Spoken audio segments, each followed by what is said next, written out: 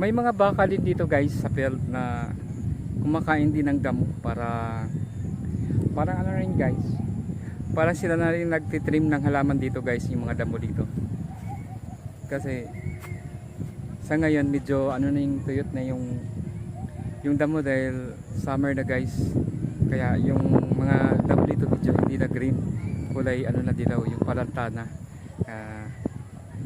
Sarap dito guys na mamasyal sa lugar na ito dahil makikita natin guys yung may bundok din dito guys. Yan, yung bundok na to ng Calao talaga guys.